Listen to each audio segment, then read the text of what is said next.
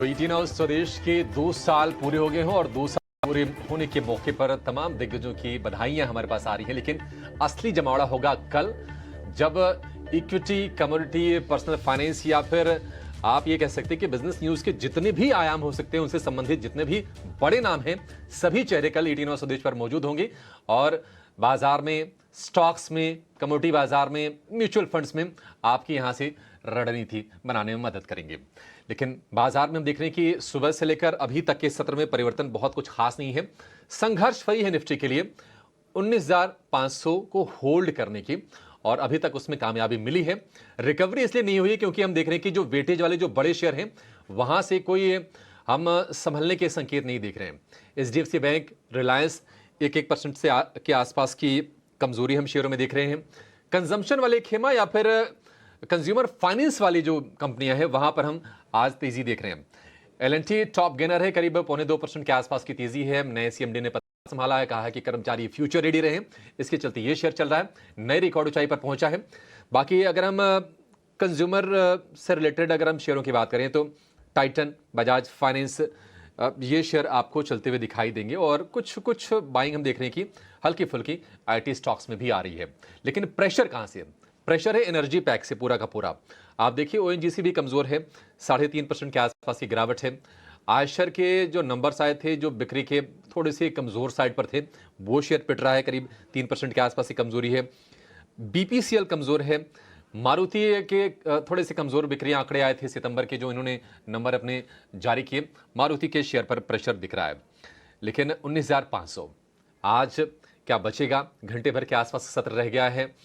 डिम्पी, आप जरा data check करके बताइए, क्योंकि कहीं ना कहीं 19,500 से 700 क्या यही रेंज रहेगी और क्या कुछ दिन तक ये चलेगी? हम पूरे हफ्ते की मान के चलें तो कहना थोड़ा मुश्किल है लेकिन हाँ, रेंज ये ही रहेगी जब तक इस रेंज का ब्रेकआउट या ब्रेकडाउन नहीं होता। कोई बड़ी पोजीशंस आएगी नहीं। ओपन इंटरेस्ट के अंदर कोई दमदार तरीका दिख नहीं रहा। लीडरशिप एब्सेंट है। एफआईज की होल्डिंग कम हुई है। तो कुछ भी ऐसा नहीं है जो बहुत एक्साइटेड है। हाँ, अगर आप मेरे से पूछेंगे फिर बाजार का टूट जाएगा तो मैं बोलूँगा नहीं। मार्केट की एक बहुत अच्छी आदत है जो पिछले 15-20 दिनों में उसने बनाई है, उसको एक शब्द में हम डाल सकते हैं, डेट इज़ कॉल्ड एब्जॉर्ब।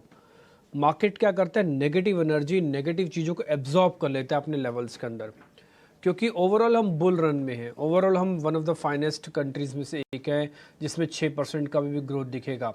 तो जो मैक्रो इंडिकेटर्स हैं वो आपके हक में खड़े हैं, इसलिए मार्केट क्या करता है? हर नेगेटिव खबर को एब्जॉर्ब करता है। पहला और अभी में जो फ़र्क आया वो थोड़ा लिक्विडिटी का फ़र्क है। लिक्विडिटी इससे पहले अच्छी हुआ करती थी, लेकिन अभी लिक्विडिटी को लेकर थोड़ा प्रेशर भी है मार्केट के अंदर और गवर्नर साहब भी 2 पॉइंट कर चुके हैं। अब कंजम्पशन के साथ हम आगे बढ़ेंगे। कंजम्पशन अच्छी रही तो फिर आप बाज़ार के अंदर तेज़ी देखेंगे। कंजम्पशन ख़राब हो गई तो फिर से दिक्कत आएगी। आपने डेरिवेटिव पॉइंट ऑफ व्यू से एक पॉइंट पूछा है तो मैं आपको ज़रा एक और दिखाता हूँ। ज़रा निफ्टी की फ्यूचर वाली आप प्लेट दिखा सकते हैं और बैंक निफ्टी की फ्यूचर वाली प्लेट, उसमें 2 चीज़ आपको नोटिस कराता हूँ। सीरीज़ के शुरुआत में ही ओपन इंटरेस्ट चेंज जो है वो थोड़ा हाई है।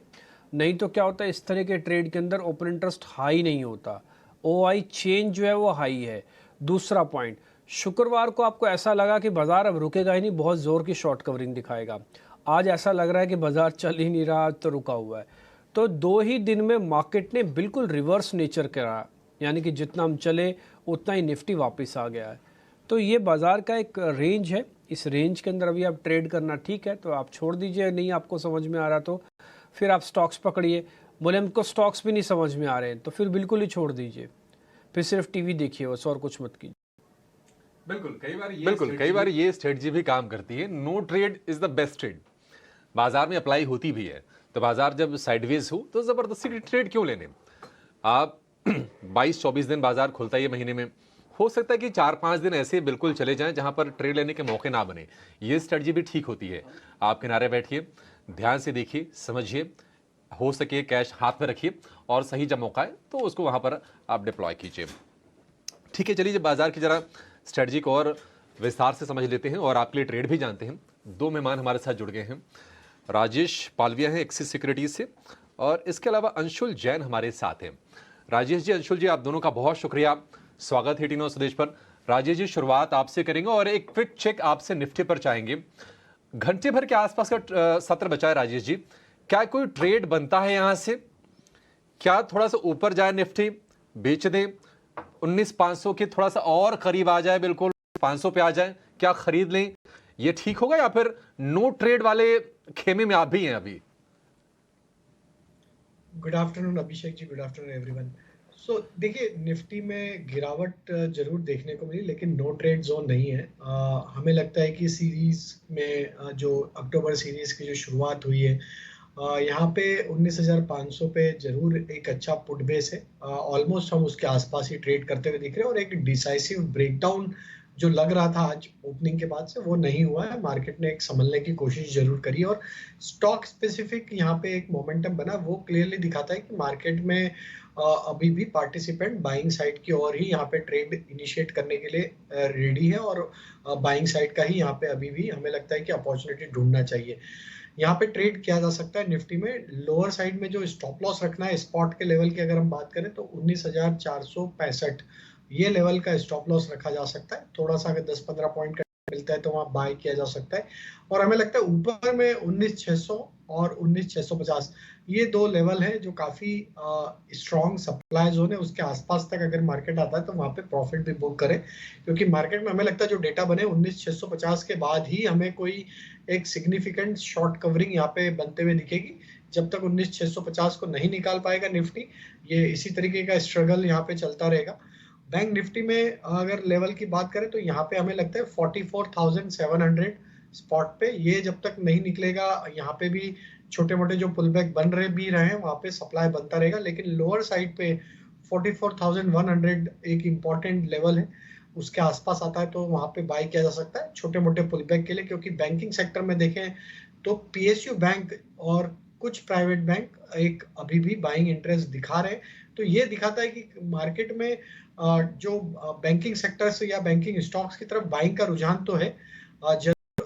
सारे ही बैंक नहीं मूव हो पा रहे, इसलिए बैंक निफ्टी भी दबाव में है, लेकिन बाइंग इंटरेस्ट जरूर बना हुआ है छोटे बैंकों में, मिड कैप बैंकों में।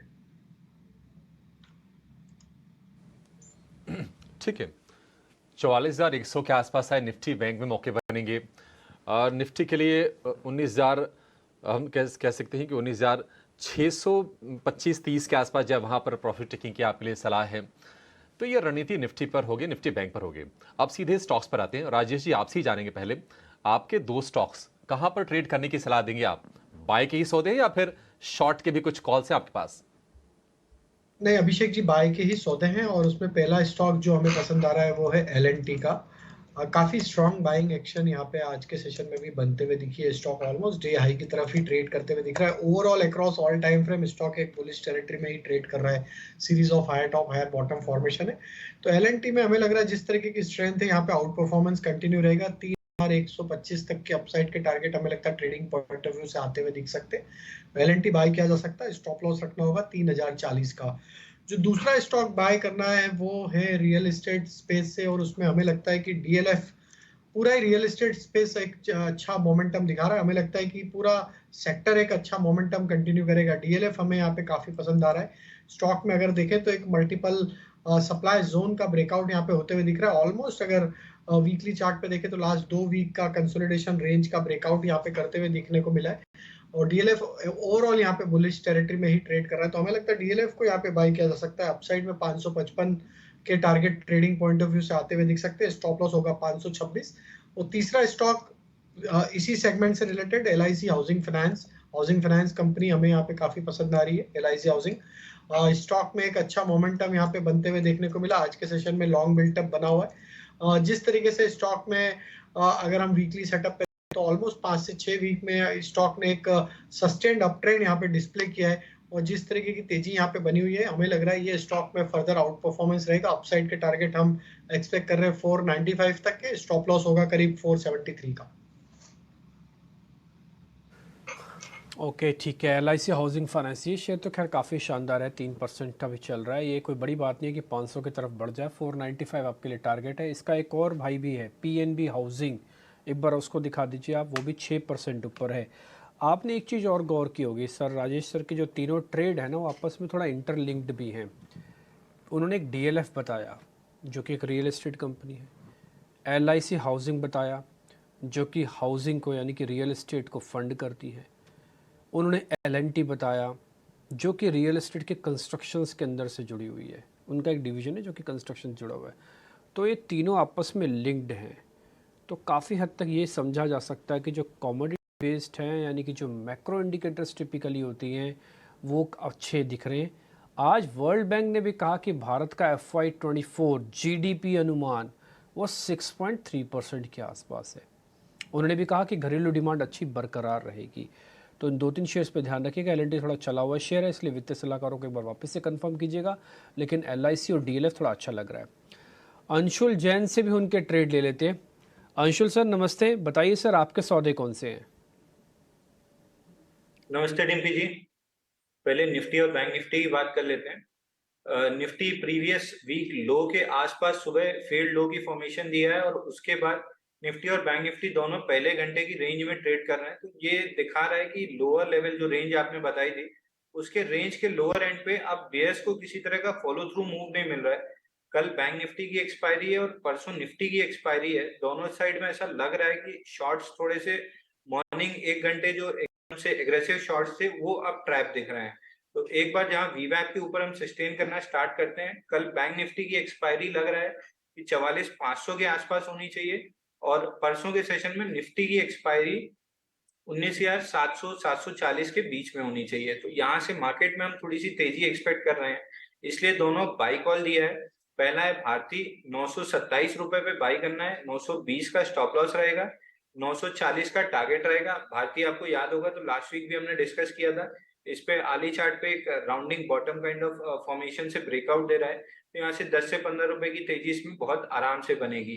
दूसरा एक मिड कैप स्टॉक है डेन नेटवर्क, इसमें हम लॉन्ग इनिशिएट करेंगे क्योंकि वीकली चार्ट पे अगर देखें तो एक बड़े राउंडिंग बॉटम से इसने ब्रेकआउट दिया है और प्राइमरी स्टेज है बुल रन की। तो यहाँ से जो भी स्टॉक को थोड़ा सा लंबे समय के लिए रखेगा वो अपनी कैपिटल को डबल और उससे ज्यादा भी कर सकता है। लगभग 50 रुपए के आसपास चल रहा है। हम 80 से 125 के बीच के टारगेट्स एक्सपेक्ट कर रहे हैं। थोड़ा समय जरूर लगेगा लेकिन इसमें 125 तक के लेवल मिल जाएंगे। और इसमें एक स्टैंडर्ड डिस्क्लेमर दे दूं कि मेरे पोर्टफोलियो में, मेरे फैमिली के पोर्टफोलियो में, कंपनी के क्लाइंट्स के पोर्टफोलियो में सभी को हमने लॉन्ग दिया है 45 रुपीज के आसपास से और सभी के लिए टारगेट 125 रुपए ही हमने बताया है।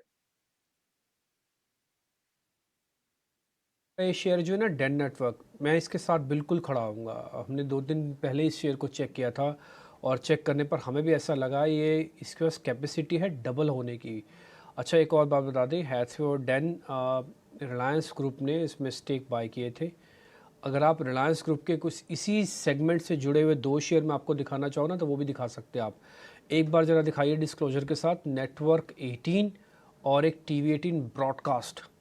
दोनों शेयर्स के अंदर आज काफ़ी स्ट्रॉन्ग मोमेंटम है। खबर मार्केट में ये चल रही है कि उनके पास वर्ल्ड कप के राइट्स हैं, तो उसके बाद काफ़ी तेज़ी से वो शेयर्स चल सकते हैं, थोड़ा री रेट हो रहे हैं। आप देखिए TV18 ब्रॉडकास्ट 5%, इसी वजह से नेटवर्क 18 भी दिखाइए वो करीब 10% होना चाहिए। तो आज डेन नेटवर्क भी इसी का ही पार्ट है, तो वो भी आज इसी तरह से रिफ्लेक्ट कर रहा है। तो ये सबका कॉम्बिनेशन है। आपका एक आसान सा तरीका ये भी होता है कि किसी शेयर को पकड़ो या किसी थीम को पकड़ो तो आपको उससे जुड़े हुए बहुत सारे शेयर्स के अंदर एक्टिवनेस देखने को मिल जाएगी।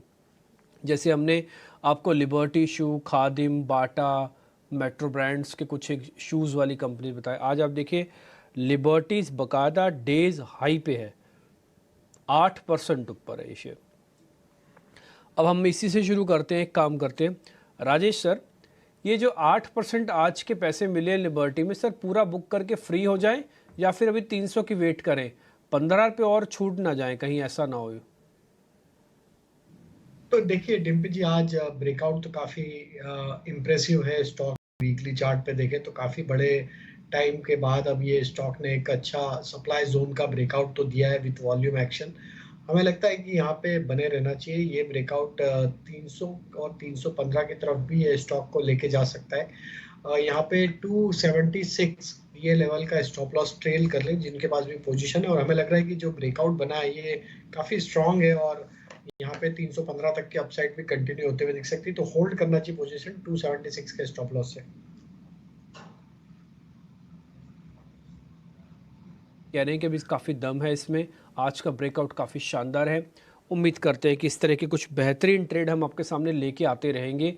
और जैसे मैंने दिन में भी कहा, मेरा तो मकसद ही ये रहता है कि मैं कम से कम दिन में 10 ही शेयर बताऊं आपके सामने, लेकिन 10 शेयर ऐसे होने चाहिए कि वो बिल्कुल कहते हैं ना कि पोर्टफोलियो में चमक से लेके आ जाएं और आपको जल्दी फ्री कर दें, रखना ना पड़े आपको, जल्दी भी फ्री हो जाओ आप। खैर, इसी की कैटेगरी ऑर्डर भी शुरू की है जिसको हम ऑप्शंस का चैंपियन कहते हैं। जल्दी लीजिए, फटाफट लीजिए और जल्दी फ्री भी हो जाइए। आइए देखते हैं ऑप्शन का champion.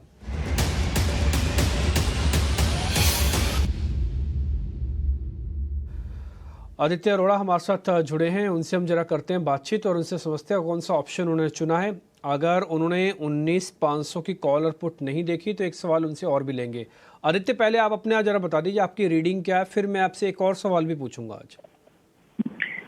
Very good afternoon Dimpy जी। देखिए, इंडेक्स लेवल पे तो ट्रेंड काफी मिला जुला है, कहीं तेजी है कहीं मंदी है, ज्यादा मोमेंटम नहीं बन रहा है, बट स्टॉक में तेजी बनना चालू हो चुकी है।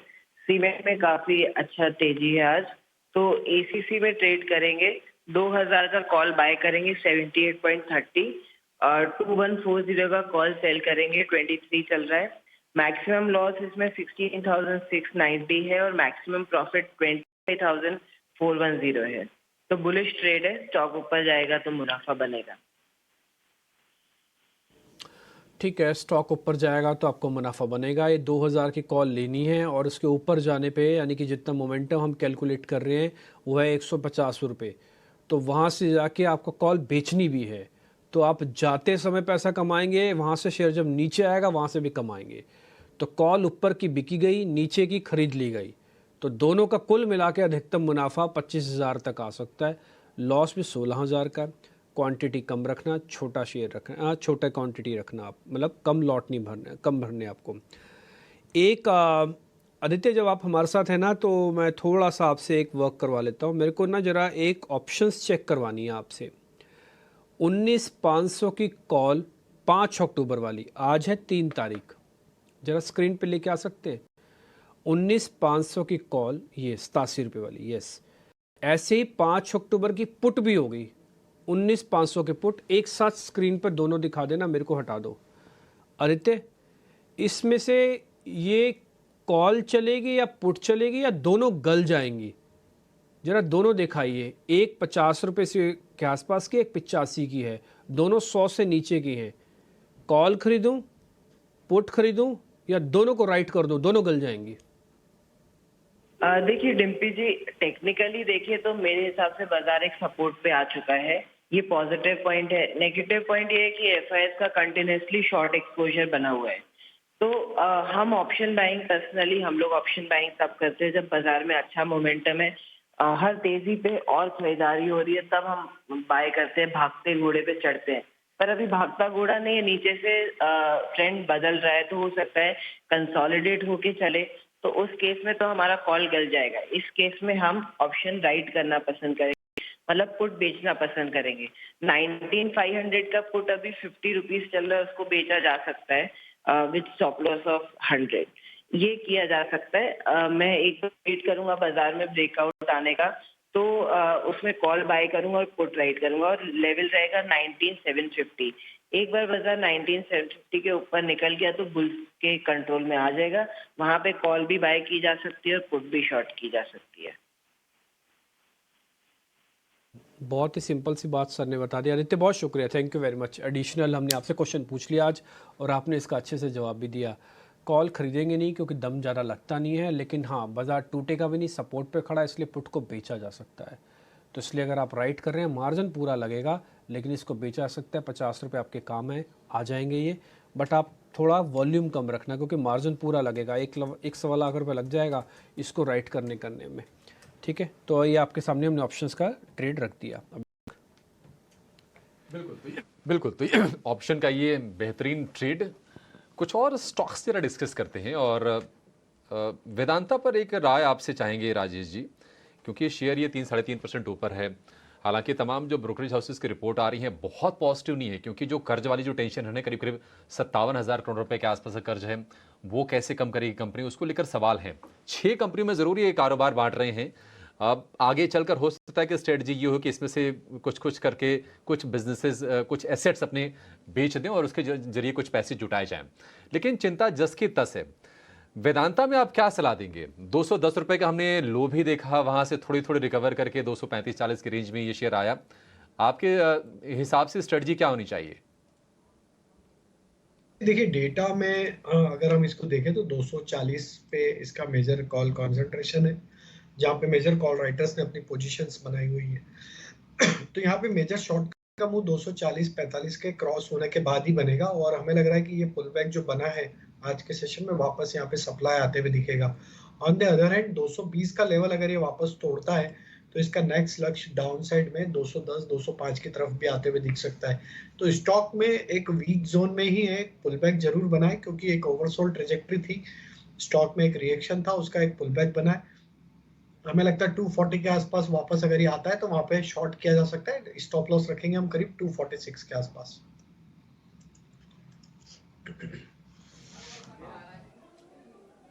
खैर हम आपको जानकारी इस बीच स्टॉक्स की, लेकिन इस बीच हमारे पास खबर ये आ रही है कि दिल्ली में शायद हो सकता है भूकंप के झटके महसूस किए जा रहे हैं। इस समय जिस समय मैं शो कर रहा हूँ उस समय अगर आपको मैं स्टूडियो की तस्वीरें भी दिखा पाता तो शायद आपको महसूस होता।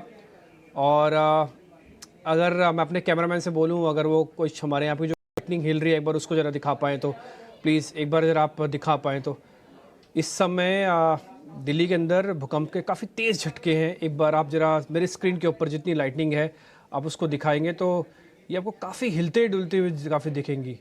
और ये मैं खुद बैठे बैठे फील कर रहा हूँ अभी इसी समय ही कि दिल्ली में जो इस समय भूकंप के झटके हैं वो काफ़ी ज़ोरदार है। अभी थोड़ी देर आप फ्लैश देखेंगे, तेज़ झटके भूकंप के दिल्ली एनसीआर में फील किए जा रहे हैं। और अभी आप थोड़ी देर में फ्लैशेस भी देखेंगे। और ये मैं बता दूं, ये अभी तक का पिछले 5-6 साल का सबसे लंबा झटका होगा जो कि बहुत देर तक आया है। तो दिल्ली में भूकंप के जो झटके हैं वो हम आपको सिर्फ फील करवा रहे हैं स्टूडियो से कि किस तरह से ये भूकंप के जो झटके आपको महसूस हो। और शायद हम पहले चैनल होंगे ऐसे जिसने इस तरह की कवरेज के साथ अपने ही कैमरा को लाइव एंकर्स को हटा के बाकायदा स्टूडियोज़ की लाइट्स हिलती हुई आपको दिखाने का एक तरीका बताया और आपके सामने भी रखा। मैं बता दूं, इस समय भूकंप के झटके दिल्ली एनसीआर में काफ़ी तेज़ हैं। थोड़ी देर में आप फ्लैशेस भी देख पाएंगे इसकी। और ये आप नीचे फ्लैशेस देख पा रहे हैं। दिल्ली एनसीआर में भूकंप के झटके काफ़ी ज़ोरदार महसूस किए गए। मेरे सहयोगी अभिषेक भी हैं, मेरे को लगता है मुंबई से अभी दिल्ली आए हैं, तो दिल्ली में नहीं, ये तो एक है आम बात सी रहती है कई बार। अभिषेक, आपका इस बार पहला एक्सपीरियंस स्टूडियो में बैठ के भूकंप के झटके का? निश्चित तौर पर बहुत तेज झटके, और तकरीबन देखिए हमें बातचीत करते 3-4 मिनट तो ही गए, अभी भी हल्की हल्की फीलिंग है। लेकिन ये कह सकते हैं कि बीच में अब से 1 मिनट पहले जब आप रियल कमेंट्री जब कर रहे थे ना तो वो झटका बहुत तेज था। अब एक बार ये पता चलेगा कि रिक्टर स्केल पर कितनी तीव्रता वाला था, तब 5 होगा अभिषेक हो सकता। और क्योंकि मैं फील कर रहा हूँ यहाँ पे बैठा हुआ, और दोनों दिल्ली में आप ही रहे हैं और हम पहले भी दफ्तरों में इस तरह के झटके हम झेल चुके हैं, लेकिन शायद ये सबसे तगड़ा है। ये सबसे तेज झटका। और चैनल्स भी आए हैं इस चीज़ पर, और हम बोलेंगे कि हमने थोड़ा अपने लीक से हटकर ये काम करने की जहमत की कि हमने एंकर्स की तस्वीरें हटवा दी और सीधा आपको स्टूडियो से जो फील हो रहा था ना कि कैसे लाइट्स हिल रही हैं वो आपको एक फील करवाने की कोशिश की। क्योंकि मेरे दोनों ही सहयोगी दिल्ली से दूर बैठे हैं, इसलिए मैं उन मेहमानों से वो फीलिंग तो नहीं ले सकता, लेकिन मैं आपको बताऊं काफ़ी ज़ोरदार झटके भूकंप के दिल्ली एनसीआर में देखने को मिले। और हमारे यहाँ पे तो फायर जो अलार्म्स हैं वो भी बाकायदा रिंग हो गए हैं। तो अगर आप कहीं भी हैं, सेफ्टी अपना रखिएगा दिल्ली एनसीआर में जितने भी लोग हैं। और मैं ये कह सकता हूँ कि दिल्ली एनसीआर में जो भूकंप के झटके लगे हैं ये काफ़ी तेज़ थे, और इसका एपिक सेंटर भी है वो कि बहुत ज़्यादा दूर नहीं होगा। और हम फर्स्ट चैनल थे जिसने महसूस, न केवल महसूस किया बल्कि लीक से हटके आपके सामने बात रखी। अब आप देखेंगे ज़्यादातर जगहों पर आपको ये फ्लैशेस ये आते हुए और महसूस होते हुए दिख रहे होंगे। और अभिषेक, अमूमन दिल्ली जो जोन है वो सिस्मिक 4 के अंदर आता है, ये आते हैं, और नेपाल ही भूकंप का केंद्र है। जैसे मैंने कहा कि दिल्ली से बहुत ज़्यादा दूर नहीं होगा, क्योंकि जिस तरह का झटके लग रहे थे, तीव्रता 4.6 बताई जा रही, मेरा अनुमान था करीब 5 रिक्टर स्केल का तो होगा। देखिए 2-2.5 रिक्टर स्केल का भूकंप दिल्ली में आना आम है। महसूस कीजिए, अभी महसूस कीजिए, वो झटके थमे नहीं है, थोड़ी थोड़ी शेक अभी भी हो रही है। लेकिन अब से 2-3 मिनट पहले जब आप मार्केट की कमेंट्री कर रहे थे ना, उस वक्त धरती हिल रही थी, बाजार तो थोड़ा हिला हुआ है ही खैर आज, लेकिन बहुत तेज। और एपी सेंटर यानी कि भूकंप का जो केंद्र है, बताया जा रहा है कि ये अभी खबर निकल के आ रही है कि वो नेपाल है। और काफी तेज झटके कहेंगे, क्योंकि पहले भी ऐसी खबरें आती रही हैं। अब डिम्पी बता रहे हैं कि 5 तो कम से कम इसकी तीव्रता होगी निश्चित तौर पर। इससे 4.6 की तीव्रता का यह भूकंप रहा है। और काफी देर तक हम स्टूडियो में हम कैमरे को हिलते देखते रहे, लाइट्स जो लगी हैं वो हम हिलते हुए देखते रहे, और हम दोनों अपनी कुर्सियों पर डटकर कम से कम आपको खबर बताने की कोशिश करते रहे। लेकिन हाँ, अलर्ट मोड में हम भी थे डिम्पी। अलर्ट मोड में आप यकीन मानिए, मैं तो बहुत ईमानदारी से सब चीज़ें रखने में बिलीव करता हूँ। अगर ये 1 मिनट और आता तो मेरे को फिर ब्रेक लेना पड़ता। मैं आपको सच्ची में बता रहा हूँ राजेश सर, अगर ये 1 मिनट और इस तरह से भूकंप के झटके रहते ना, तो देखिए इतने दिलेर तो हम भी नहीं है, ऑनेस्टली स्पीकिंग, ठीक है ना। तो अगर ये 30 सेकंड या 1 मिनट और आते तो मैं भी कहता जी हाँ जी ब्रेक ले लेता हूँ। राजेश जी जिंदा रहेंगे तो वापस मिल लेंगे ब्रेक के बाद भी, नहीं रहेंगे जिंदा तो मिलेंगे कैसे फिर? अंशुल जी सही कह रहे हो ना, अगर जिंदा रहेंगे तो फिर क्या दिक्कत है? और आप कोई भी झटका आएगा पहले से पता हाँ नहीं राजेश जी होगा कुछ कह रहे हो आप। तीव्रता का होगा ये झटका, तो सावधानी तो बिल्कुल लेना चाहिए थी। और काफी आपने स्टूडियो में भूकंप के झटके होते हुए भी आपने कमेंट्री कंटिन्यू रखी, काफी सराहनीय है। अदरवाइज सबसे पहले अपनी जान बचाने के लिए कोई भी स्टूडियो से पहले निकल के बाहर जाएगा। हाँ राजेश जी ये कहते हैं ना कि देखिए कई बार जो प्रोटोकॉल होते हैं ना, वो काल वाली बात बन जाती है वो। खैर राहत की बात है, हम आपको बिल्कुल ये लाइव इस वक्त सिचुएशन क्या है आंखों देखी और जो महसूस की हमने वो सारी की सारी चीजें आपको बताई हैं। राहत की बात यह है कि दिल्ली एनसीआर में झटके महसूस किए गए हैं, लेकिन अभी ये झटके थम गए हैं। अभी फिलहाल कोई चिंता की बात नहीं है, लेकिन हाँ सावधानी बरतनी इसलिए जरूरी होती है कि ये झटके कई बार रह के आते हैं। रह के आते हैं, कई बार क्या होता है कि झटके आए 5 मिनट बाद फिर से आएंगे, 10 मिनट बाद फिर से आएंगे। तो थोड़ी सी प्रिकॉशन हम लेने की सलाह देंगे, और खासतौर से वो लोग जो दिल्ली एनसीआर के इलाके में रहते हैं, दिल्ली, नोएडा, गाजियाबाद, फरीदाबाद, इन इलाकों में अगर आप रहते हैं थोड़ी सी सावधान आप जरूर रहिए। और अभी फिलहाल तो घबराने की ऐसी कोई बात नहीं रही, बट फिर भी अपनी सावधानी पूरी आप करके रखिए। एक छोटा सा ब्रेक लेंगे और ब्रेक फौरन हाजिर होंगे।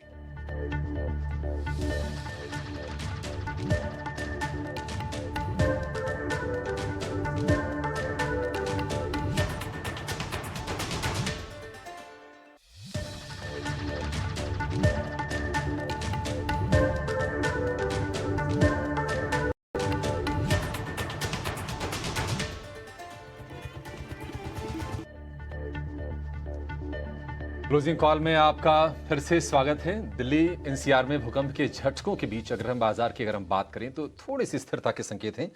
19,500 का स्तर बचा हुआ है। कंज्यूमर फाइनेंस वाले जो सेगमेंट है वहां पर हम थोड़ी सी रौनक देख रहे हैं। और आज जिन भी बड़े एक्सपर्ट से बातचीत कर रहे थे उनका यही कहना है कि कम से कम दिवाली तक शायद इन स्पेसिस में आपको रौनक देखने को मिलेगी। एक और बड़े एक्सपर्ट को शामिल कर लेते हैं। नरेंद्र सोलंकी हमारे साथ है, फंडामेंटल एक्सपर्ट आज के। सोलंकी जी बहुत शुक्रिया आपका समय देने के लिए, स्वागत है टीनो स्वदेश पर। सर आप उठा के लिस्ट अगर आप देखेंगे ना तो बजाज फिंसर्व इस वक्त निफ्टी का टॉप गेनर है 2% ऊपर, टाइटन में तेजी है। इसके अलावा और भी बहुत सारे ऐसे स्टॉक्स हैं, HUL, एशियन पेंट्स, कंज्यूमर वाले स्टॉक्स जहां पर तेजी है।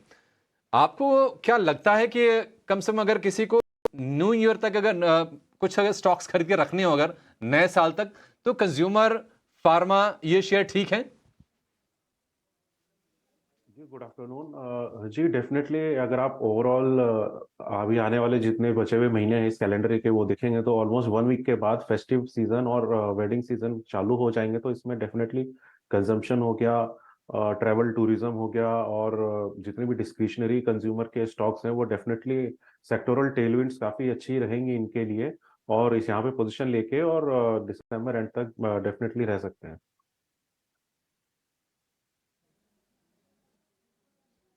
का नुकसान सिर्फ बाकी रह गया अभी निफ्टी के अंदर। कोशिश तो कर रहा है निफ्टी किसी तरह से रिकवर करे, बाकायदा डेज हाई पे बंद हो। देखिए अभी इतना दम तो नहीं लगता कि ये 700 आज में हो जाएगा या 650 पार करके आज में क्लोज कर देगा। बट हाँ, एक रिस्पेक्टेबल अमाउंट के साथ क्लोजिंग करने की सिर्फ तैयारी भर हो रही है और कुछ नहीं हो रहा। मेरे को तो कोई एक्साइटमेंट भी नहीं दिख रहा मार्केट के अंदर। शेयर भी ढूंढ ढूंढ के निकालने पड़ रहे हैं और वो भी नहीं दिख रहा, ना तो कॉल चल रही है ना ही पुटें चल रही हैं। एज इट इज़ मार्केट जस का तस बना हुआ है। खैर एनी हाउ, स्टॉक्स ही ढूंढ लेते हैं फिर, कुछ और अगर मिल जाते हैं तो। एक दो शेयर राजेश सर मैं आपसे अंशुल जी आपसे पता करता हूँ। ये बता रहे हैं सीरीज़ के अंदर एक ग्रेनुलस अच्छा चलेगा अक्टूबर के अंदर, सितंबर में इससे लक्षण अच्छे दिखने लग गए थे। आप बिलीव करते हैं अंशुल जी कि ग्रेनुलस को पूरे अक्टूबर के महीने में भी रखना चाहिए? ग्रैन्यूल्स थोड़ा सा एक्सटेंडेड है, लेकिन वीवैप के आसपास सपोर्ट लेके कल रिजेक्शन कैंडल की फॉर्मेशन थी। आज अगर बाजार ठीक रहता तो इसको फॉलो थ्रू मूव मिल जाता, बट लग रहा है कि स्टॉक थोड़ी सी तेजी में है। और ओवरऑल देखें तो 3 अक्टूबर को जो हाई लो बना था, थोड़ा सी बड़ी सेलिंग कैंडल थी, उसके अंदर ट्रेड कर रहा है। तो ये प्रोबेबली 4-5 दिन और कंसोलिडेट करके उसके बाद ब्रेकआउट देगा। तो आपकी बात सही है कि अक्टूबर सीरीज के लिए इसको रख सकते हैं, मोमेंटम जो आएगा वो 4-5 दिन और कंसोलिडेट करने के बाद आएगा। 358 360 का लेवल है, इसके ऊपर एक बार जैसे ही ब्रेकआउट मिलेगा बहुत तेजी से मोमेंटम बनेगा। 374 पहला टारगेट रहेगा और ओवरऑल 390 तक ये स्टॉक आराम से जा सकता है। तो कंसोलिडेशन एक 4-5 दिन का और मिल जाता है तो वो सेलिंग एब्जॉर्ब हो जाएगी और उसके बाद इसमें तेजी लौट आएगी।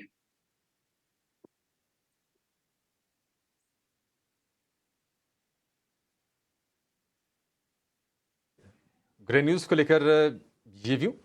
कुछ और स्टॉक्स जहां पर हम आज अच्छी रौनक देख रहे हैं वो है महानगर गैस का। जेफरीज की रिपोर्ट आई है और बड़े टारगेट्स इन्होंने महानगर गैस के लिए दिए हैं और ये बताया है कि वैल्यूएशन आकर्षक हैं। FY24 की जो आय है उसमें ठीक ठाक ग्रोथ का अनुमान है। 1100 रुपए पर शेयर ट्रेड करा, लेकिन लक्ष्य जो है 1300 रुपए से ऊपर के हैं और इसी चलते आज देख रहे हैं कि महानगर गैस भी चल रहा है। पीछे पीछे थोड़ी बहुत आपको गुजरात गैस में, IGL में भी आती हुई दिख रही होगी। राजेश जी, महानगर गैस क्या अभी भी लेना है इसको, महानगर गैस को? तो अभिषेक जी देखिए, काफी बड़ा मोमेंटम आज के सेशन में बना है। स्टॉक में जरूर एक ब्रेकआउट हुआ है, फॉलिंग ट्रेंड लाइन का ब्रेकआउट। डेली चार्ट पे भी तो वॉल्यूम एक्शन हुआ आज के सेशन में, लॉन्ग बिल्टअप के साइन बने और पूरे सेगमेंट में देखें तो IGL MGL दोनों में ही एक अच्छा मोमेंटम है। हमें लगता है यहाँ पे जो इसका अब नेक्स्ट हर्डल है हायर साइड पे, वो करीब है 1135 1140 के जोन में। वहां तक भी मोमेंटम एक्सटेंड होते हुए दिख सकता है। अब जिनके पास पोजीशन है उन्हें स्टॉप लॉस को ट्रेल कर लेना चाहिए। 1190 के 1090 के आसपास अपने स्टॉप लॉस को ट्रेल कर ले और पोजीशन होल्ड रख सकते हैं, क्योंकि स्टॉक में एक अच्छा रिवर्सल के साइन यहाँ पे बनते हुए दिखे हैं। और हमें लगता है कि अब ये 1090 के नीचे नहीं फिसलेगा अगले 1 या 2 ट्रेडिंग सेशन में, तो इसका नेक्स्ट लक्ष्य 1130-35 की तरफ आते हुए दिखेगा। हमारा एक सेगमेंट है खबर गरम है, तो इस सेगमेंट के अंदर हमने कुछ बेहतरीन ट्रेड आपके लिए रखते हैं। वो एक्चुअली सारा जो डीलर बस चल रहा होता है ना, उनसे बातचीत कर पे होते हैं। जैसे मान लीजिए मैंने ब्रोकिंग हाउस में बात किया तो उनसे पूछा कि आपके यहाँ पे कौन सा शेयर चल रहा है, उसमें क्या खबर है, अच्छा सौदे पंच हो रहे हैं कि नहीं हो रही। तो किसी ने कुछ इन्फॉर्मेशन दी तो हम जिसको ऑथेंटिसिटी थोड़ी चेक कर लेते हैं, उसके बाद वो खबर आपके सामने लेके आते हैं। पूर्वांकरा उसका बेस्ट एग्जांपल है, फुटवेयर शेयर उसका बेस्ट एग्जांपल है। शरद ने भी आपको बहुत सारे शेयर दिए। आज शरद ने मेहनत वो वापस से की हुई है। आइए फटाफट से उनसे पता कर लेते हैं उन्होंने कौन से शेयर ढूंढे हैं। शरद के साथ देखते हैं खबर गर्म है। जी बिल्कुल डिम्पी, आपने बहुत सही कहा। हमारी इम्पोर्टेंट सेगमेंट है खबर गरम है सेगमेंट में, और हमने जो है आज बात की 2 डीलर्स से। और इम्पॉर्टेंटली जो है वर्ल्ड कांग्रेस की जो है बड़ी कॉफ़ी कांग्रेस हुई थी लास्ट वीक, वहाँ के भी लोगों से, सप्लायर से हमारे बात की। जो 2 सोर्सेज से पता चल रहा है कि यहाँ पे स्ट्रॉन्ग इंटरेस्ट देखने मिल रही है फॉरेन बाय को लेके। याद रखिए कंपनी जो है एक्सपोर्ट करती है 80 to 90% बल्क कॉफ़ी की। तो यहाँ पे जो वर्ल्ड कॉफ़ी कांग्रेस हुआ था और 1 तारीख को वर्ल्ड कॉफ़ी डे भी हुआ था, तो इस डेट पे जो है कंपनी एग्जीबिशंस में गई थी और वहाँ पे जो है एक अच्छी रिस्पॉन्स जो है फॉरेन बायर से देखने मिल रहा है। एंड ऑफ कोर्स आज दिन के ट्रेड में HNI बाइंग भी जो है सेगमेंट में देखने मिल रही है। वॉल्यूम 6 टाइम्स हो गए उनके 20 डे एवरेज पे, और अगस्त पे थोड़ी गिरावट ज़रूर आई थी, लेकिन वहाँ के लो से अभी जो है स्टॉक 11% ऊपर है। और ओवरऑल देखा जाए तो आगे जाते हुए कंपनी की जो एग्रेसिव कैपेक्स एक्सपेंडिचर है नए नीश में जाने के लिए, नए जोग्राफिक सेगमेंट में जाने के लिए, वो जो है ग्रोथ के री-रेटिंग ट्रिगर्स बन सकते हैं। लेकिन इसके इंपॉर्टेंट खबर यही है कि जो वर्ल्ड कॉफ़ी कांग्रेस आई है बेंगलुरु में, जो लास्ट वीक हुई थी, वहाँ से अच्छी इंटरेस्ट जो है आपको बायर से देखने मिली है। प्रोडक्ट हो गया, एक खबर है, कॉफ़ी से जुड़ी हुई कंपनी है, काफ़ी शानदार चलती है, इसके अंदर प्राइस मोमेंटम काफ़ी स्ट्रांग रहता है। एक काम करते हैं, जैन साहब से जरा पता कर लेते हैं। अंशुल एक बार जरा चेक करना CCL प्रोडक्ट, ये टेक्निकली कितना ठीक लग रहा है। फिर मैं जरा सोलंकी जी के पास भी जाऊँगा, जरा इनसे ना चाय, कॉफ़ी और राइस और शुगर, इनमें से कौन सा सबसे अच्छा सेगमेंट है जहाँ पे अभी वैल्यू है, वो पता करेंगे। लेकिन पहले आप CCL प्रोडक्ट चेक कर लो सर। सीसीएल प्रोडक्ट में 5-6 दिन की कंसोलिडेशन का बहुत बेहतरीन ब्रेकआउट आया है। वॉल्यूम पिछले 8-9 महीने में देखें तो ऑलमोस्ट हाईएस्ट वॉल्यूम के आसपास ट्रेड कर रहा है। इसमें एक स्ट्रक्चरल ब्रेकआउट है और एक छोटा सा कप एंड हैंडल पैटर्न भी है डेली चार्ट पे। उसका ब्रेकआउट 685 के ऊपर है, तो यहाँ से स्टॉक बहुत आराम से 680-85 तक चला जाएगा। 685 जैसे निकलता है, स्टॉक में बड़ी तेजी बनेगी, 800 सवा 800 रुपए का टारगेट आएगा। और बहुत कम ऐसे स्टॉक्स हैं जो अभी स्टेज 2 अप ट्रेंड में है, उनमें से एक सीसीएल भी है। तो इन स्टॉक्स में इन्वेस्टेड रहना चाहिए, बुल रन में पूरा फायदा मिलेगा 800-825 तक के लिए। ओके ठीक है, CCL प्रोडक्ट को भी आप होल्ड कर सकते हैं। बाकायदा जो स्टॉक्स पे हमारे एक्सपर्ट्स आपको रिकमेंडेशन दिए वो बाकायदा उसके हम स्टैंपिंग भी कर रहे हैं। Buying on dips, buy, sell, hold, इन सब के अपने अपने मीनिंग्स हैं, इसलिए आप उन सबको अच्छे से गंभीरता से एक बार ज़रा देख लीजिएगा और जहाँ लगे कि सौदा मेरे काम का है वहाँ पे आप उसको टिक करके आगे बढ़िए। सोलंकी जी, ये जो सारा खाने की कॉमोडिटीज़ हैं, शुगर, राइस, कॉफ़ी, है ना, इन सब में से आपको सबसे बेहतर एरिया या सेगमेंट में पूछूंगा कौन सा अच्छा लगता है जहां पर वैल्यूएशन का कंफर्ट हो आपके पास? जी, जैसा कि आपने बोला तो कमोडिटीज है, तो ये डेफिनेटली सिक्लिकल पैटर्न दिखाएंगे और पीरियड डिफरेंट डिफरेंट साइकिल्स में। लेकिन मेरा इसमें जो बेस्ट सेक्टर होगा वो शुगर होगा, बिकॉज यहाँ पे ये डाइवर्सिफाइड अपॉर्चुनिटी देता है। जैसा गवर्नमेंट का एथेनॉल के ऊपर पुश है, तो despite sugar being cyclical and controlled commodity, यहाँ पे एथेनॉल जो है वो एक कुशन देता है कंपनीज के लिए बेटर जो इनकी अर्निंग्स है उनको करने के लिए। यहाँ पे शुगर सेगमेंट में काफ़ी प्रॉमिसिंग है, और जैसे जैसे जो परसेंटेज ऑफ ब्लेंड अपना पेट्रोल में इंक्रीज होता जाएगा तो वहाँ पे ethanol consumption in volume terms में वहाँ पे भी ग्रोथ इसकी आएगी, तो वो एक बेटर प्रोपोजिशन रहेगा। लेकिन कमोडिटी बेसिकली सिक्लिकल नेचर है, तो उसमें डेफिनेटली आपको वॉलेटिलिटी एक नॉर्मल कंजम्पशन स्टॉक जैसा कि ITC या HUL है उससे थोड़ी ज़्यादा आपको यहाँ पे मिलेगी। ओके ठीक है, ये एक रिकमेंडेशन है उन सभी कमोडिटी बेस्ड स्टॉक्स पे जहाँ पे सोलंकी जी की अपनी रीडिंग जो कह रही है उन्होंने आपके सामने रखी। आपको ध्यान होगा कुछ दिन पहले हमने एक खबर आपके सामने रखी थी, हमारे वरिष्ठ सहयोगी हैं अनुराग जोशी, उन्होंने बताया था कि निरमा बाय कर सकता है ग्लेनमार्क के इंश्योरेंस कारोबार के अंदर। तो ऐसी कुछ खबर लेके आए थे वो ग्लेनमार्क लाइफ के बारे में। अब उनके पास इसी से जुड़े हुए एक एक्सटेंडेड खबर और है कि निरमा कुछ और भी कर रहा है, तो उन्हीं के पास चलते हैं, उनसे ज़रा समझ लेते हैं।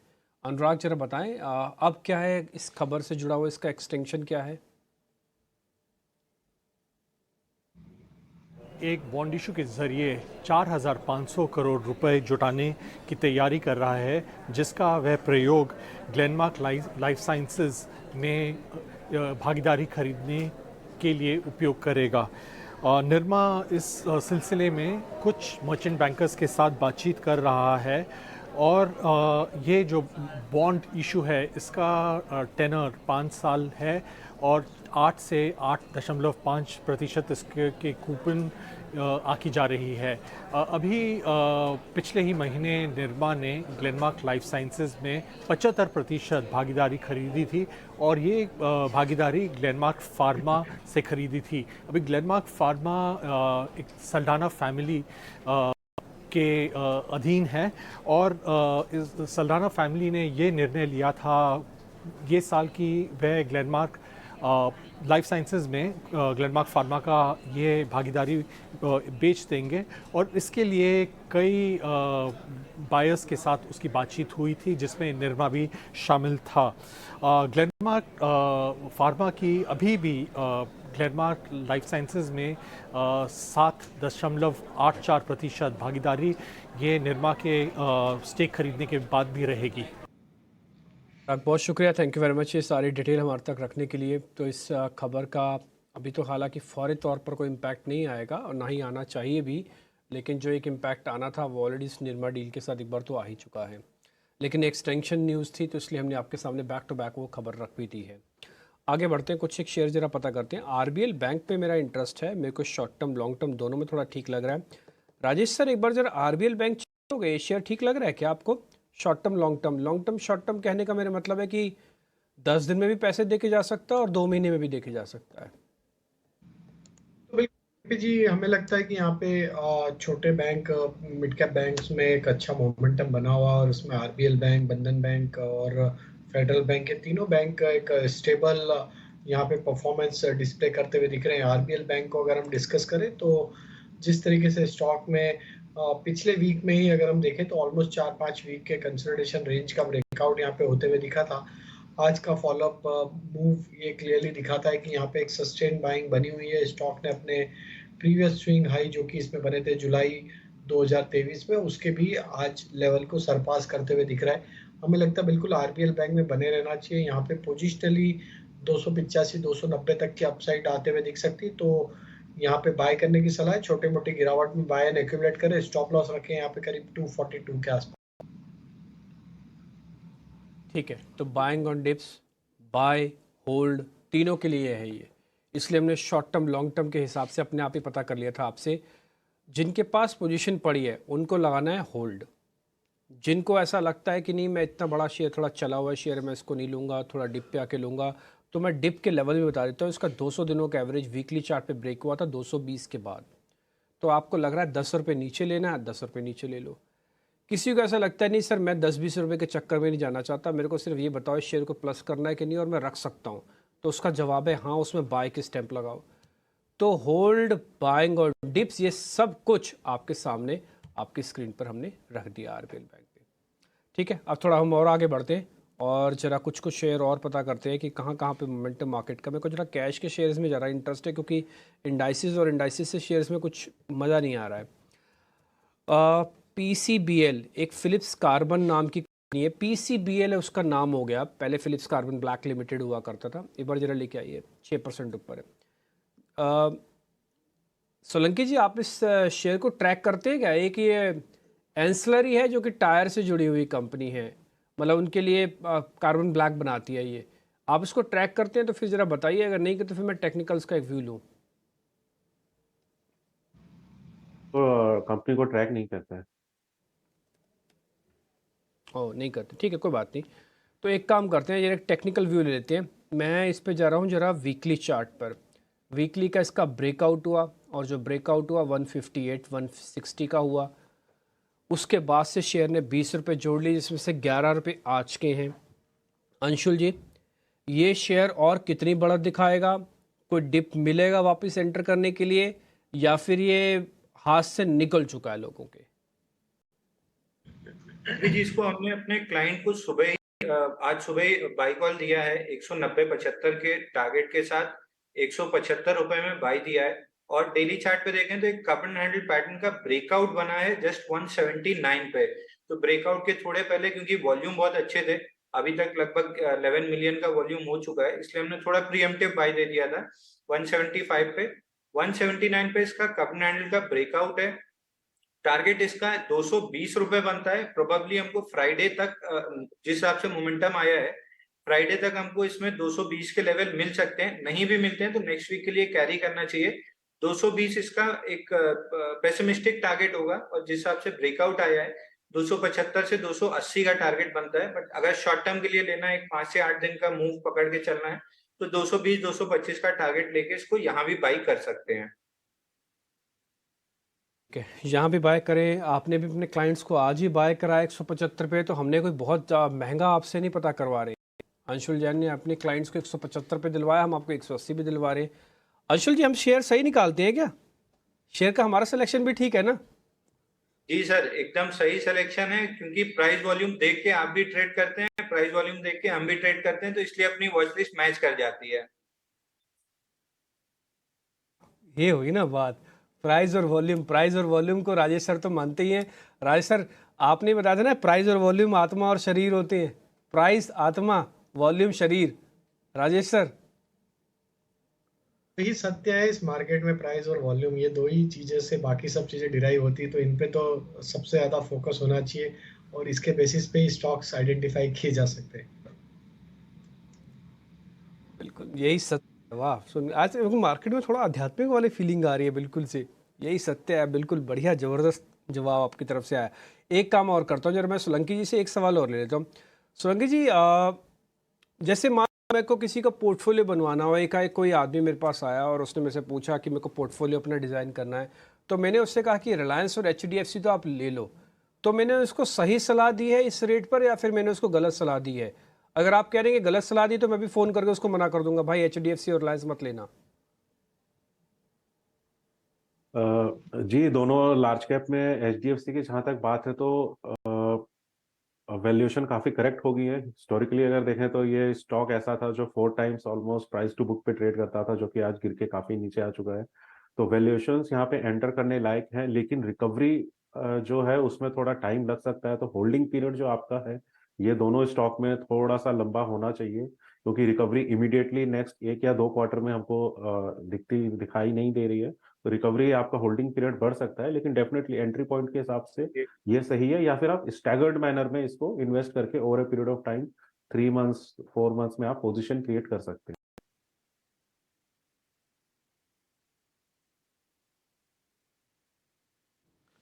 ठीक है, एचडीएफसी बैंक 1500 रुपए के आसपास के भाव हो गए और 1600 1650 की रेंज में जब ये शेयर था, तब से हम बात कर रहे हैं कि ये शेयर में कमजोरी कब थमेगी, कब वो बाइंग वाला लेवल आएगा। अब तमाम एक्सपर्ट्स की ओर से स्ट्रांग बाई की रिकमेंडेशन आ रही है। आज सुबह के सत्र में हम संजीव भसीन से बातचीत कर रहे थे, उनका भी यही कहना था कि आपको रिलायंस और एचडीएफसी बैंक इस भाव पे जरूर लेना चाहिए। लेकिन बैंकिंग की अगर बात करें तो जो छोटे साइज वाले बैंक हैं वहां पर हम तेजी देख रहे हैं। छोटे से थोड़े से बड़े की अगर हम बात करें, पीएनबी हालांकि छोटा नहीं कहेंगे, लेकिन पीएनबी में भी आज 4% के आसपास के अच्छे मूव्स हैं। और अगर महीने भर की बात करें तो 22-24% ये शेयर चल चुका है पीएनबी का। 83 रुपए का भाव है ये। पहले हमने 90 रुपए के टारगेट्स के लिए इसको रेकमेंड होते हुए देखा है। राजेश जी, पीएनबी आज की तेजी आपको क्या संकेत दे रही है, क्योंकि 52 हफ्ते के ऊपरी स्तर पर यह शेयर पहुंच गया है। क्या इसको बीटीएसटी करके जाए पीएनबी को? अभिषेक जी बिल्कुल करना चाहिए बीटीएसटी, और ये स्टॉक में काफी अच्छा प्राइस बिहेवियर हमने पिछले कुछ हफ्तों में देखा है, और जिस तरीके से सस्टेन्ड अप ट्रेंड यहाँ पे बना हुआ है स्टॉक में, छोटी मोटी जो भी डिप आ रही है वहाँ पे एक बाइंग इंटरेस्ट बिल्कुल बना हुआ है। पीएसयू बैंकिंग बास्केट एक ऑलरेडी एक बाइंग मोड में, तो हमें लगता है बिल्कुल यहाँ पे पीएनबी अब 90 रुपए की तरफ वो बढ़ते हुए दिख रहा है। तो यहाँ पे लॉन्ग साइड का ट्रेड बिल्कुल ओपन रखें, 80 रुपीज के आसपास स्टॉप लॉस ट्रेल कर ले।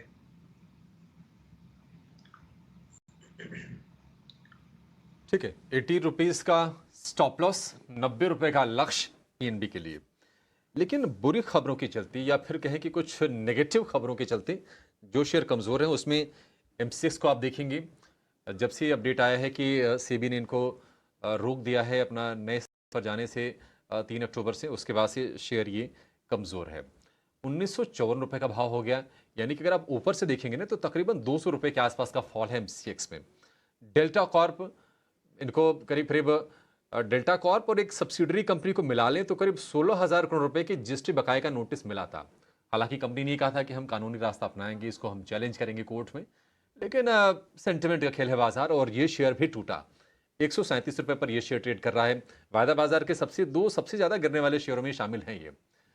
सोलंकी जी, अगर डेल्टा कॉर्प अगर अभी भी कोई होल्ड करके बैठा हो किसी उम्मीद में कि शायद रिकवर होगा, या फिर बहुत सारे लोगों की सोच ये होती है कि अच्छा ठीक है नीचे आ गए तो एवरेज कर लेते हैं, आप उनको किस तरह से गाइड करेंगे? कोई आपसे अगर पूछ रहा है कि डेल्टा कॉर्प में क्या करें तो आप सलाह क्या दे रहे हैं? अगर आप ध्यान से देखेंगे लास्ट कुछ दिनों से जो गवर्नमेंट का स्टैंस है इस सेगमेंट के ऊपर, इस पूरे सेक्टर के ऊपर, उसको गवर्नमेंट के अगर नजरिए से देखें तो गवर्नमेंट उसको एक सिन गुड्स के टाइप से देख रही है। और वहाँ पे जितना वो लोग कोशिश करें कि discouraging kind of policy structure हो या टैक्स स्ट्रक्चर हो उस टाइप का इन कंपनीज के लिए रखें, तो डेफिनेटली, और गवर्नमेंट डिस्करेज करना चाहती है जो अपनी यूथ है या यंग पॉपुलेशन है उनको इस तरफ अट्रैक्ट होने से, तो ये डेफिनेटली नेगेटिव जो इसमें हेडविंड्स हैं वो बरकरार रहने वाली है। तो इसमें फिलहाल इस सेक्टर से पूरे कंप्लीटली दूर रहना ही ज़्यादा बेटर रहेगा।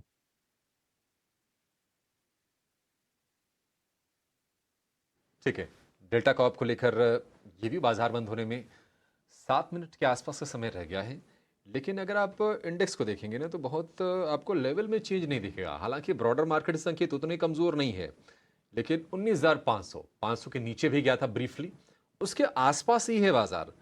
निफ्टी बैंक थोड़ा सा संभला ज़रूर है, लेकिन चूंकि कुछ बड़े शेयर्स ने प्रेशर बनाने का काम किया है, उसके चलते हमने कमज़ोरी देखी है। निफ्टी पर ज़्यादा, निफ्टी बैंक पर थोड़ा सा कम है, निफ्टी पर थोड़ा सा ज़्यादा है। एक काम करते हैं, कुछ और स्टॉक्स पर जरा हम व्यू ले लेते हैं। क्रूड जब $90 के आसपास जब आया है ना, तो ओएमसीज के लिए फायदे की बात होती है। हालांकि ओएमसीज में भी जिन कंपनी का थोड़ा सा रिफाइनिंग वाला बिजनेस है ना, उनके लिए थोड़ी दिक्कत की बात हो जाती है, तो इसको जरा समझते हैं। बीपीसीएल आज आपको कमजोर दिखेगा, करीब करीब 1.5% के आसपास की इसमें नरमी है। एचपीसीएल की बात करें तो एचपीसीएल का शेयर शुरुआती जो गेंस थे उसको गंवा के अभी बाकायदा लाल निशान में नीचे चला आया है। BP, HP, IOC, ONGC, Rajesh ji कोई ट्रेड बन रहा है इसमें? तो अभिषेक जी देखिए, स्टॉक ये तीनों ही जो है एक रेंज में ही फंसे हुए हैं। हालांकि इनका ट्रेंड अभी भी नेगेटिव साइड में है। बीपीसीएल को देखें तो ऑलमोस्ट अपने क्रूशियल सपोर्ट एरिया 338 के आसपास ट्रेड कर रहा है। अगर ये टूटता है तो यहाँ पे फर्दर वीकनेस आते हुए दिख सकती। तो बीपीसीएल पे तो व्यू अभी एज सच बुलिश नहीं है। हिंद पेट्रो की अगर हम बात करें तो हिंद पेट्रो में भी देखें तो एक साइडवेज कंसोलिडेशन का ही ट्रेड यहाँ पे बना हुआ है। ऑलमोस्ट स्टॉक अपने क्रूशियल सपोर्ट जो कि 250-51 की रेंज में, उसके आसपास ही ट्रेड करते हुए दिख रहा है। हमें लगता है यहाँ पे भी अगर ये 251 के लेवल को तोड़ता है तो इसमें भी एक डाउनसाइड ओपन होते हुए दिखेगी। वो स्टॉक को फिर 230, 225 की तरफ भी लेके जा सकती है। तो अभी मुझे लगता है थोड़ा अवॉइड करना चाहिए। सच चार्ट पैटर्न अभी भी साइडवेज कंसोलिडेशन में विद नेगेटिव बायस ट्रेड करते हुए दिख रहे हैं।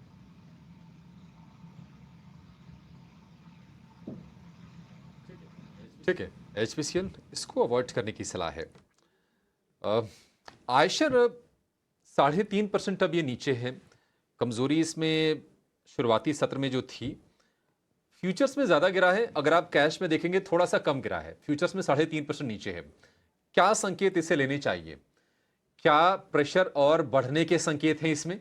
आप देखिए 3.5% फ्यूचर्स में है। कैश का भाव भी जरा अगर आप लेके आएंगे ना तो थोड़ी सी आपको इसमें चीजें साफ होंगी। अंशुल, आयशर शेयर क्या ये और गिरेगा? क्योंकि देखिए इसके अगर हम खिलाफ कहें तो जो आंकड़े जारी किए हैं इन्होंने सितंबर की बिक्री के, वो थोड़े से कमज़ोर हैं। और कहीं ना कहीं जो कंपटीशन इंटेंसिफाई हुआ था बजाज ट्रायम्फ के करार वाली बाइक से, हीरो हार्ले वाली करार के बाइक से, वो शायद थोड़ी सी और बढ़ सकती है। और मार्केट शेयर को तो निश्चित तौर पर वो डेंट कर रही है, दिख भी रहा है ये।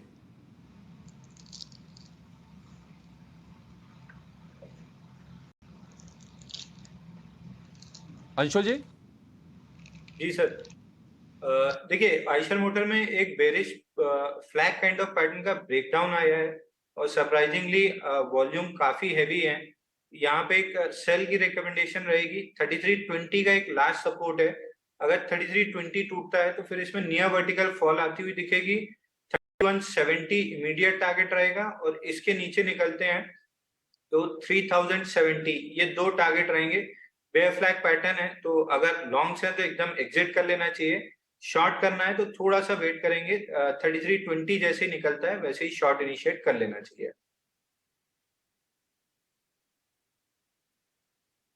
आयशर को लेकर ये व्यू।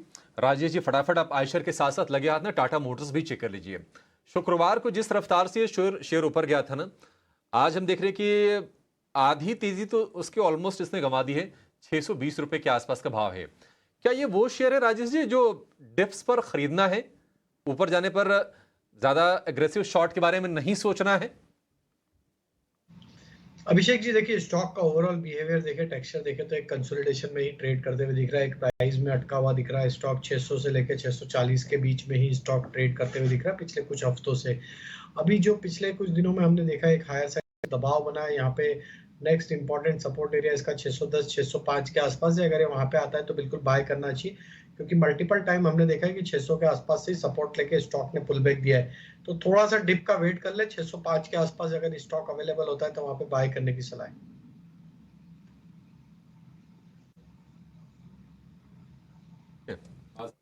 बाजार को लेकर टाटा मोटर्स को लेकर माफ कीजिएगा ये व्यू, बाजार बंद होने में 1.5 मिनट के आसपास का समय रह गया है और अगर आप देखेंगे तो निफ्टी बैंक में शुरुआती सत्र में हमने देखा था कि फेडरल बैंक को, एक्सिस बैंक को छोड़कर सारे के सारे शेयर कमजोर थे। कम से कम वो स्थिति थोड़ी सी ना बदली है। अब ज़्यादातर जो शेयर हैं हर निशान में कारोबार कर रहे हैं और यही रीज़न है कि आप देखेंगे कि जो 300-350 अंकों के आसपास की कमजोरी थी वो घट के अब 250 अंकों के आसपास की रह गई है। प्रॉब्लम कहाँ है? प्रॉब्लम है HDFC बैंक को लेकर। आज ये शेयर करीब करीब 1.25% कमजोर है और इसने क्या किया ना कि पूरे निफ्टी बैंक को ऊपर नहीं आने दिया। आप देखेंगे निफ्टी बैंक 200 अंक कमजोर है। तो HDFC बैंक और ICICI बैंक यहाँ से आज कमजोरी रही, करीब करीब 1.25%। ये दोनों के दोनों बैंक कमजोर हुए हैं और अगर वेटेज अगर आप देखेंगे तो 50% से ज्यादा वेटेज इन दोनों ही शेयरों का है निफ्टी बैंक में। तो यहाँ से थोड़ी सी बाजार के लिए चिंता रही। अगर आप चलने वाले शेयरों की बात करें तो बजाज फाइनेंस 2% चढ़ा है। L&T को लेकर नए CMD आए हैं, कुछ उनके इनकरेजिंग कमेंट्स हैं कि फ्यूचर रेडी रहे हैं, हमारे पास ज़बरदस्त ऑर्डर बुक हैं, एग्जीक्यूशन को लेकर दिक्कत नहीं है। तो L&T के शेयर में हमने 1.5% के आसपास की तेजी देखी। Bajaj Finserv 1.25%, Titan 1.25%, Adani ports में 1% के आसपास की तेजी रही। SBI ने शुरुआत कमजोर की थी लेकिन डे हाई पर यहाँ पर हम क्लोजिंग होते हुए देख रहे हैं, करीब करीब 0.25% के आसपास की बढ़ोतरी SBI के शेयर में है। और अल्ट्राटेक में हम देख रहे हैं कि नंबर्स इनके आए थे सितंबर के, जो उन्होंने अपडेट जारी किए वो नंबर ठीक ठाक थे, लेकिन 0.5% ही ये शेयर आज हमें चलता हुआ दिखाई दिया। एशियन पेंट्स जहां पर शुरुआत तो अच्छी हुई थी लेकिन बाजार बंद होते होते ऑलमोस्ट सारी की सारी तेजी एशियन पेंट्स ने गवा दी और ये शेयर सपाट हम कह सकते हैं कि बंद हो जाए और मामूली सी तेजी है 0.2% के आसपास की। तो अच्छी चीज आज के सत्र की रही कि निफ्टी ने 19,500 को होल्ड किया। अगर आप पॉजिटिव देखेंगे तो ये पॉजिटिव है, लेकिन अगर आप नेगेटिव देखेंगे तो 116 अंक, हालांकि 20,000 के बेस पे ये 0.5% की गिरावट, इसको गिरावट नहीं कहनी चाहिए, लेकिन निश्चित तौर पर ये जरूर है कि कहीं ना कहीं बाजार को संघर्ष हो रहा है क्योंकि बड़े जो वेटेज वाले शेयर हैं वो सपोर्ट नहीं दे रहे हैं। Reliance, HDFC bank, ICICI bank, इनसे आज बाजार को सपोर्ट नहीं मिला। चलिए इसी के साथ इस शो को यहीं पर समाप्त करेंगे। सोलंकी जी, पालविया जी और अंशुल जी, आप तीनों का बहुत शुक्रिया आज समय देने के लिए और बाजार के साथ साथ तमाम स्टॉक्स पर अपनी राय हमसे साझा करने के लिए। कल मुझे और डिम्पी को दीजिए इजाजत। एक छोटे से ब्रेक के बाद हम आपको कल की तैयारी करवाएंगे, आप नहीं जाइएगा नहीं।